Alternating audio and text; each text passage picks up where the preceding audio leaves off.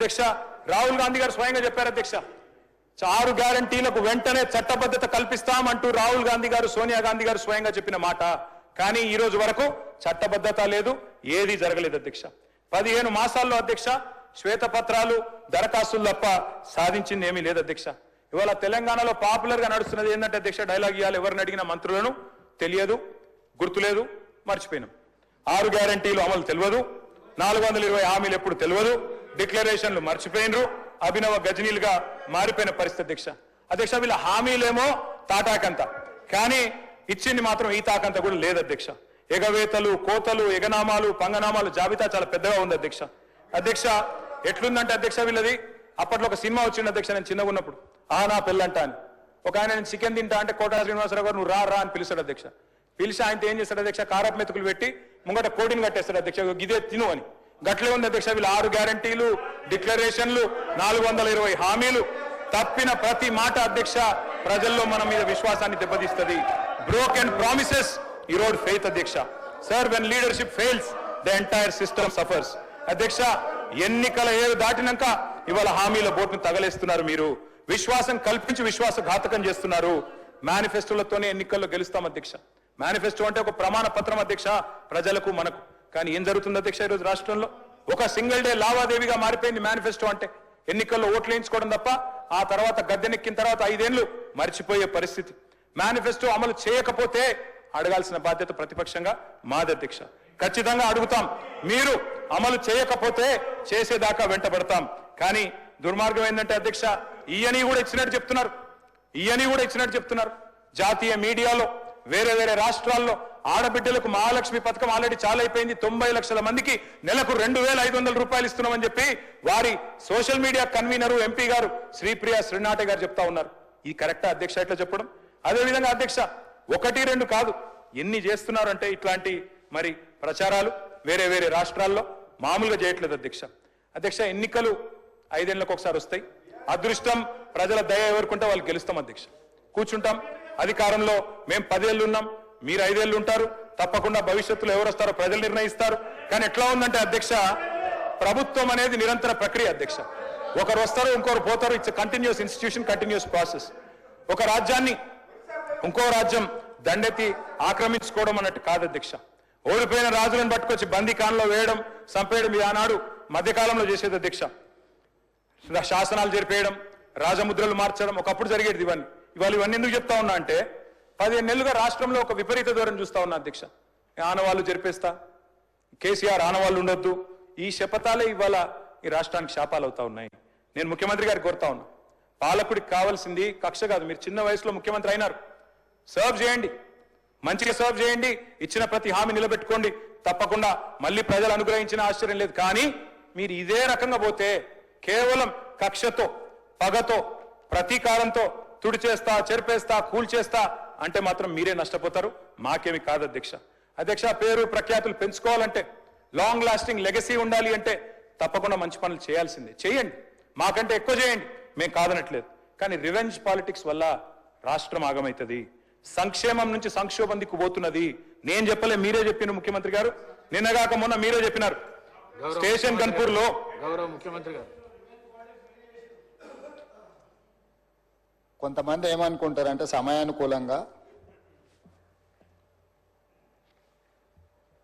సలహాలు సూచనలు ఇవ్వడానికి ఉంటాయి పాటించడానికి ఉండవు అని అనుకుంటారు ఎందుకు అని అంటే తమ దాకా వస్తే కానీ తమకు అర్థం కాదన్నట్టు నిజంగానే కక్ష సాధింపు చర్యలకు పాల్పడే ఆలోచననే ఈ రాష్ట్ర ప్రభుత్వానికి ఉండి ఉంటే ఈరోజు అక్కడ కూర్చొని అక్కడ నించొని నోటికొచ్చింది మాట్లాడే అవకాశం ఉండకపోతుండే చెంచల్గూడలో చెర్లపల్లిలో మమ్మల్ని ఎక్కడైతే పెట్టినరో డిటెన్షన్ సెల్లో ఎవరిని కలవకుంటే నిర్బంధించినరో అక్కడనే మీరుండేటోళ్ళు కానీ మా ప్రభుత్వం 15 నెలల్లో ఎవరి మీద కూడా కక్షా సాధింపు చర్యలకు పాల్పడలేదు అధ్యక్ష డ్రోన్ ఎగరేస్తే ఎవరైనా అనుమతి తీసుకోకుండా ఒక డ్రోన్ ఎగరేస్తే ఆ డ్రోన్కు 500 రూపాయలు ఫైన్ వేస్తారు అధ్యక్ష కానీ పార్లమెంట్ సభ్యుడిగా కాంగ్రెస్ పార్టీ వర్కింగ్ ప్రెసిడెంట్గా నన్ను అరెస్టు చేసి జైలుకు పంపించి మామూలుగా దానికి 500 రూపాయల ఫైన్ ఉంటే బిలో 7 years ఉంటే రిమాండ్కే పంపరు, పోలీస్ స్టేషన్ బెయిల్ ఇవ్వాల. కానీ అధికారాన్ని అడ్డం పెట్టుకొని అన్ని రకాల వ్యవస్థల మీద ప్రభావితం చేసి చెర్లపల్లి జైలుకు పంపించి నక్సలైట్లు ఐఎస్ఐ తీవ్రవాదులు ఉండే డిటెన్షన్ సెల్లో ఒక కాంపౌండ్లో ఏ ఒక్క ఖైదీని లేకుండా 7 feet బై 12 feet ఉంటే అందులో 3.5 feet పండుకోవడానికి దిమ్మె ఉంటుంది, ఒక చిన్న బాత్రూమ్ ఉంటుంది అధ్యక్ష. 16 రోజులు డిటెన్షన్ సెల్లో ఒక్క మనిషిని చూడకుండా నన్ను నిర్బంధించిన ఆ కోపాన్ని దిగమింగుకొని రాష్ట్ర ప్రయోజనాల కోసం ఈరోజు పనిచేస్తున్నా అధ్యక్ష. రాత్రిపూట పడుకోవడానికి లైట్ బంద్ చేయకుండా ట్యూబ్ లైట్లు ఆన్లో పెడితే అది ఓపెన్ ఎయిర్ జైలు, ఇంతింతలో బల్లులు 7 feetలలో 3.5 feet దిమ్మ ఉంటే దిమ్మ మీద పడుకుంటే ఇంకొక 3.5 feet గ్యాప్ ఉంటుంది. లైట్లు బంద్ చేయకుండా లైట్లు ఓపెన్ పెడితే అధ్యక్ష ఇంతింతలో బల్లులు 20-30 పైన ట్యూబ్ లైట్ ముందు పురుగులు తిరుగుతుంటే అది ఓపెన్ ఎయిర్ జైలు కాబట్టి పురుగులు వస్తే పురుగులను తినడానికి బల్లులు పరిగెత్తుతుంటే ఏ ఒక్క రోజు రాత్రి కూడా పడుకోకుండా మేల్కతో కూర్చున్న అధ్యక్ష. బయట కానిస్టేబుల్ లైట్ బంద్ చేయవా పడుకుంటా అంటే లేదు సార్ పైనుంచి ఆదేశాలు ఉన్నాయి, ఆ ట్యూబ్ లైట్లు బంద్ చేస్తే మీరు పడుకుంటారు కాబట్టి ట్యూబ్ లైట్లు ఆన్లోనే పెట్టమని. ఆ ట్యూబ్ లైట్ స్విచ్ బయట ఉంటుంది అధ్యక్ష, లోపల ఉండదు. ఆ చిన్న బాత్రూమ్ చిన్నది, కూర్చుంటే బయటకు కనిపించేటట్లు ఉంటుంది అధ్యక్ష. ఒకసారి నేను ఎమ్మెల్యేల హోమ్ కూడా నా దగ్గర ఉంది కదా, ఎమ్మెల్యేలను నేను తీసుకెళ్తా, మంత్రులను తీసుకెళ్తా. ఏ జైల్లో ఐఎస్ఐ తీవ్రవాదులను కరడుగట్టిన నక్సలైట్లను బంధిస్తారో పార్లమెంట్ సభ్యుని నన్ను 16 రోజులు అందులో బంధిస్తే 16 రోజులు రాత్రిపూట ఏ ఒక్క రోజు పడుకోలేదు అధ్యక్ష. పొద్దున పూట బయటకు వదిలినప్పుడు 6 గంటలకు వచ్చి ఖైదీలను బయటకు వదులుతారు కదా అధ్యక్ష. బయట ఒక చెట్టు ఉంటే 16 రోజులు పొద్దున పూట చెట్టు కింద పడుకున్న అధ్యక్ష. అయినా నేను కోపం ప్రదర్శించలే. ఇవన్నీ కూడా దేవుడు అనేటోడు ఉంటాడు, చూస్తాడు, అంతకు 4 ఇంతలు అనుభవిస్తారని నేను అనుకున్నా. సరిగ్గా నేను ప్రమాణ స్వీకారం చేసే రోజే నా మీద కక్ష సాధించిన వాళ్ళని దేవుడే చూపించి దావకంలో షరీక్ చేపించింది అధ్యక్ష. నేను ఎవరిని ఏం అనాల్సిన పని లేదు. మొదటిసారి నన్ను జైల్లో ఎన్ని రోజులు పెట్టినరో వాళ్ళకి తెలుసు. నా బిడ్డ లగ్గం ఉంటే కూడా లగ్గానికి ఇంటరిం బెయిల్ 2 గంటలు పోయి లగ్గం చూడడానికి కూడా అభ్యంతరం పెట్టి ఢిల్లీ నుంచి న్యాయవాదులను తీసుకొచ్చి ఇక్కడ వాదించి ఆయన బిడ్డ లగ్గపత్రిక రాసుకోవడానికి కూడా వెళ్ళడానికి వీల్లేదు అని చెప్పి కోర్టులో వాదించిన వాదనలు అక్కడ ఉన్నాయి అధ్యక్ష. కోర్టు నాకు కండిషనల్ బెయిల్ ఇచ్చింది అధ్యక్ష. చెర్లపల్లి జైలు నుంచి ఎన్కన్వెన్షన్ ఫంక్షన్ హాల్కి పోయి నా బిడ్డ లగ్గపత్రిక రాసుకొని అక్కడ నుంచి సీదా మళ్ళీ చెర్లపల్లి జైలుకు పోయిన అధ్యక్ష. రాజకీయ కక్ష సాధింపు మీద నాదా? నా బిడ్డ లగ్గానికే పోకుంటే నన్ను అడ్డుకున్నా ఎవరికైనా అధ్యక్ష, మన పిల్లల కంటే మనకేముంటుంది అధ్యక్ష ఈ భూమి మీద? నా బిడ్డ లగ్గానికి లగ్గపత్రిక రాసుకోవడానికి కూడా అడ్డుకుంటే కూడా నేను మిమ్మల్ని ఏమనలే. నేను పార్లమెంట్ సభ్యుడిగా ఉంటే, పార్టీ వర్కింగ్ ప్రెసిడెంట్గా ఉంటే ఎవరో జర్నలిస్టు డ్రోన్ ఎగిరేసి వాళ్ళ విలాసవంతమైన బంగ్లాల వివరాలు తీసుకొచ్చి నాకు అందిస్తే వాటిని పత్రికలకు విడుదల చేసిన పాపానికి నన్ను అక్రమ కేసులు పెట్టి అదే చెర్లపల్లి జైల్లో డిటెన్షన్ సెల్లో పెట్టారు అధ్యక్ష. 16 రోజులు నిద్రలేని రాత్రులు గడిపిన పార్లమెంట్ సభ్యుడిగా, పార్టీ వర్కింగ్ ప్రెసిడెంట్గా అయినా నేను కక్ష చూపించలేదు అధ్యక్ష. నిజంగానే నేను కక్ష చూపించదలుచుకుంటే మీ కుటుంబంలో ఒక్కరు కూడా బయట ఉండరు అధ్యక్ష. అందరు చెర్లపల్లినే. నేను ఎలా ఎన్నికల ముందు చెప్పినట్టు మీకు డబుల్ బెడ్రూమ్ ఇల్లు మీరు పేదలకు కట్టియలే, మీ గ్యారంటీ కట్టిస్తే మీ కుటుంబానికి డబుల్ బెడ్రూమ్ ఇల్లు అని చెప్పుంటే అధ్యక్ష. ఎన్నికల హామీలు అమలు చేయలేదంటుంది కదా అధ్యక్ష. ఎన్నికలప్పుడు ఈ హామీ కూడా ఇచ్చిన. ఆ కుటుంబానికి చెర్లపల్లి జైల్లో డబుల్ బెడ్రూమ్ కట్టిస్తా, కొడుకు కోడలు అల్లుడు బిడ్డ ఉంటే వేరే వేరే ఎందుకుంటారు, అందరినీ కలిసి ఒకటే దగ్గర ఉండేటట్టు కట్టిస్తాను. కానీ ఆ హామీ కూడా నేను అమలు చేయలే.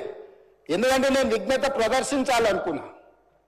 ఈ అధికారం ప్రజలు ఇచ్చింది ప్రజల సంక్షేమం కోసం, తెలంగాణ రాష్ట్ర అభివృద్ధి కోసం, పారదర్శకమైన పరిపాలన అందించడం కోసం నాకు అధికారం ఇచ్చిండ్రు.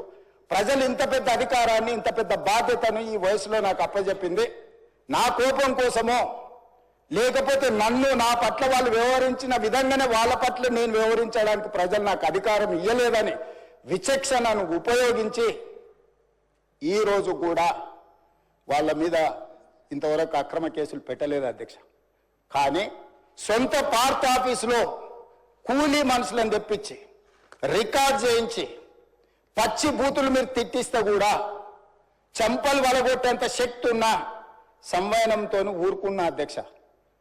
ఎవరైనా బజార్లో ఏదైనా మాట్లాడితే మాట్లాడిన దాన్ని కూడా సెన్సర్ చేస్తాం. బూతులు మాట్లాడినప్పుడు ఒక బీప్ పెడతాం అధ్యక్ష, టెలికాస్ట్ చేయొద్దని. కూలీ పైసలు ఇచ్చి కిరాయి మనుషులను పెట్టించి మీరు పచ్చి బూతులు మాట్లాడిచ్చినా నేను ఏ మాత్రం కూడా కక్ష సాధింపు చర్యలకు పాల్పడలేదు అధ్యక్ష. కాబట్టి ఈరోజు మేమేదో కక్షా చర్యలకు పాల్పడుతున్నట్టు, మేము కక్షా చర్యలకే పాల్పడితే ముఖ్యమంత్రికి ఉన్న విశేషమైన అధికారాలతో మీరు ఒక్కరైనా బయట ఉండేటోళ్ళ. ఈరోజు తెలంగాణ సమాజం అన్నిటిని గమనిస్తుంది. ఎక్కడికి వెళ్ళానని అడుగుతుంది, ఇంకెన్ని రోజులు బయట వదిలేస్తావని తీసి లోపలే. అసలు నువ్వు లోపలేస్తావనే కదా నీకు ముఖ్యమంత్రి పదవి చేసింది, నువ్వెందుకు ఇట్లా సమయం పాటిస్తున్నావు లోపలేయమంటే కూడా నేను ఏ రోజు కూడా అటువైపు పోయలేదు అధ్యక్ష. అదేవిధంగా ధనిక రాష్ట్రం, మేము హామీలను అమలు చేసినాం. ఇక మేము సత్యహరిచంద్రుడు కూడా మమ్మల్ని చూసే నేర్చుకోవాలి, ఆయన కూడా మమ్మల్ని ఆదర్శంగా తీసుకోవాలి. ఇట్లాంటి మాటలు మాట్లాడుతుంటే పర్వాలేదు, వాళ్ళ గొప్పతనాలు వాళ్ళు చెప్పుకుంటే నా ఇప్పు నువ్వు గోకు నీ ఇప్పు నేను గోకుతా అనే పాలసీలో వాళ్ళ గురించి వాళ్ళు గొప్పలు చెప్పుకుంటా అంటే నాకు అభ్యంతరం లేదు.